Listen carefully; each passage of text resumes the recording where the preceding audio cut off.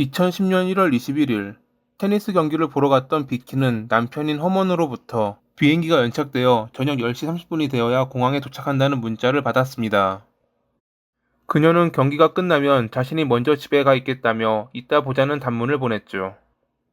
생각보다 경기가 일찍 끝나는 바람에 그녀는 이른 시간에 집에 돌아왔고 예상대로 아직 남편은 돌아오지 않았습니다. 출장 때문에 힘들었을 남편을 위해 간단한 요깃거리를 준비했던 그녀였지만 자정이 넘어도 그는 나타나지 않았고 연락도 되지 않았습니다. 공항에서 집까지는 1시간이 안 걸리는 거리니 만약 그가 말한 시간에 공항에 도착했다면 자정이 되기 전에 집에 왔어야 했습니다. 20년 동안 함께 살면서 겪어본 남편은 일과 집 밖에 몰랐던 사람이었기에 다른 곳에 갔을 리 없었고 점점 불안해진 그녀는 경찰에 신고했습니다. 그리고 얼마 뒤 그녀는 감당하기 힘든 진실과 마주해야 했죠.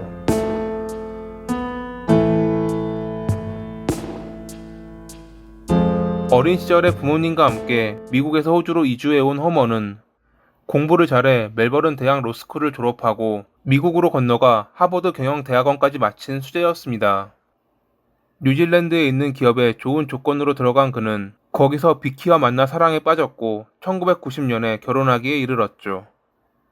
10년 뒤 둘은 호주로 건너와 여러 사업을 벌였고 훗날 허먼은 부동산 개발 회사의 재무이사로 들어가며 아무리 써도 줄어들지 않을 부를 축적했습니다. 독실한 기독교 신자에 항상 온화하고 건강을 위해 매일 달리기를 하며 가정에 충실해 아내와 아이들을 사랑으로 대했던 허먼. 모든 것이 완벽해 보였던 그가 어느 날 갑자기 사라집니다.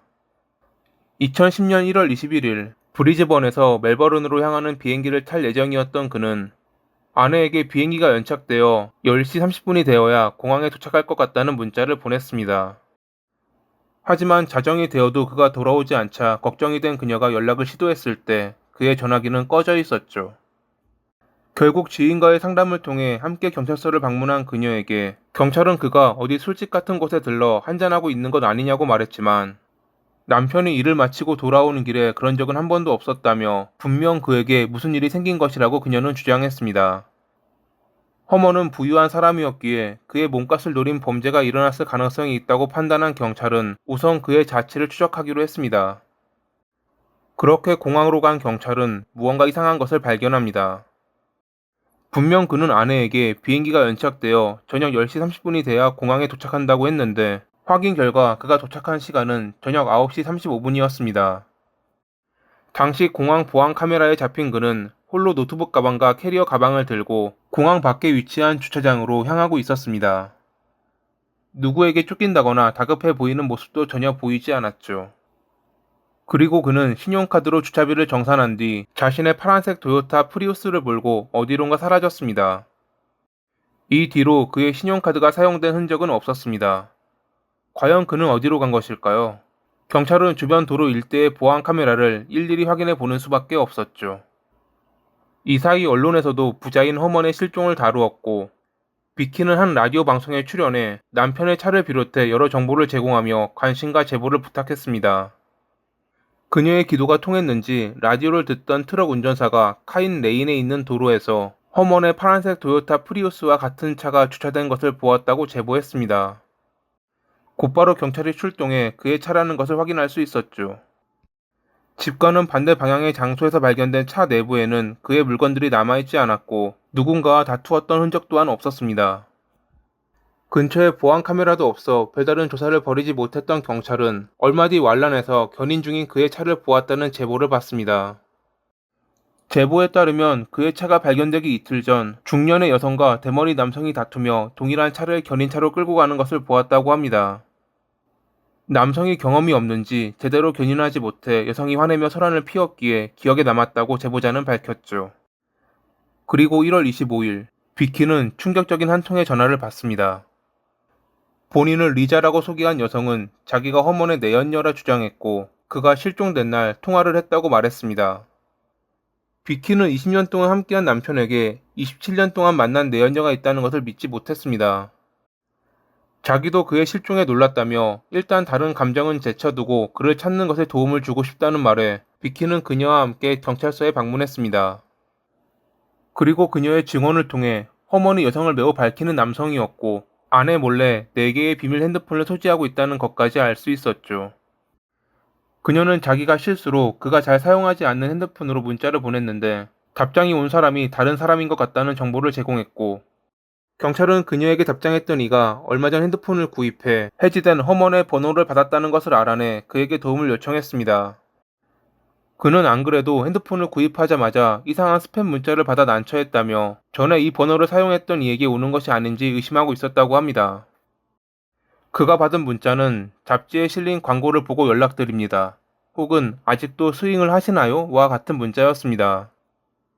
여기서 말하는 스윙은 상대를 바꿔 관계를 가지는 것으로 허먼에겐 감춰진 모습이 있음이 분명했죠. 경찰은 그의 집무실을 조사해 잠겨있는 서랍을 찾았고, 비키도 그 안에 무엇이 들었는지 모른다는 말에 억지로 서랍을 열었습니다. 그리고 안에서 발견된 두터운 봉투. 그 봉투 안에는 허먼이 다수의 여성과 함께 찍은 노골적인 사진들로 가득했죠. 확인 결과 그는 실종되기 몇 년 전부터 성인 광고주의 광고를 실어 많은 낯선 이들과 관계를 맺고 있었던 것이 밝혀집니다. 이 무렵 그의 차를 조사하던 경찰은 차 안에 있는 신문에서 그의 자필로 적힌 주소를 발견했습니다. 그러자 어떠한 퍼즐이 맞춰졌죠. 그가 아내에게 비행기가 연착된다는 거짓말을 하고 광고로 만났던 이와 관계를 맺으러 이 주소로 갔다가 어떠한 일이 생긴 것은 아닐까라는 퍼즐이 말이죠. 경찰은 신문에 적혀있던 주소로 갔고, 거기서 중년의 여성 버나데트와 대머리 남성 마리오를 만날 수 있었습니다. 중년의 여성과 대머리 남성이 다투며 동일한 차를 견인하는 것을 보았다는 제보와 그들의 인상착의는 정확히 일치했죠. 경찰은 그들의 집 소파에서 허먼의 혈액을 발견. 그 결과 그들은 1월 28일에 살인죄로 체포됐습니다. 얼마 안 가 그들은 모든 것을 자백했죠. 그들의 말에 따르면 1월 초에 허먼과 스윙을 위해 만났는데 정작 그는 아내가 아파서 못 왔다며 자기만 즐기다 떠났다고 합니다. 떠날 당시 다음에는 꼭 아내를 데려오겠다고 말해놓고 약속했던 1월 21일 당일에도 그는 혼자 와서 즐기려고 했죠.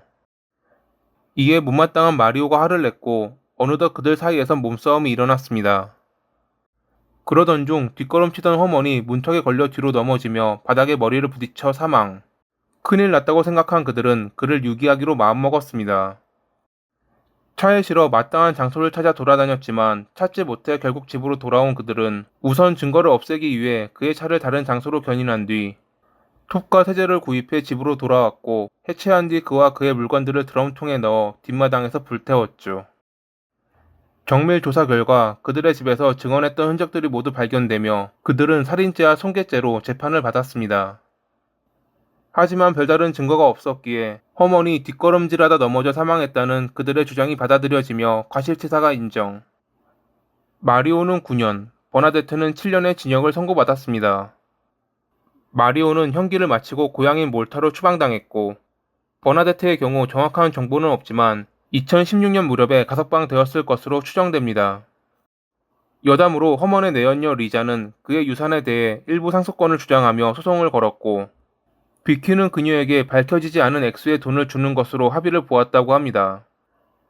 많은 돈이 있음에도 불구하고 이상한 성벽을 가져 끝내 어이없는 죽음을 당한 허먼. 물론 그는 피해자이지만 그의 가족들이 느낀 배신감 또한 그의 억울함 못지 않았을 것입니다. 호주 재판부는 마리오와 버나데트의 과실치사를 인정해 풀어주었지만 만약 그들의 판단이 잘못됐다면 비슷한 일은 또 일어날지도 모릅니다. 그러한 일이 절대 일어나지 않기를 바라며 이만 마칩니다. 오늘도 시청해주셔서 감사합니다.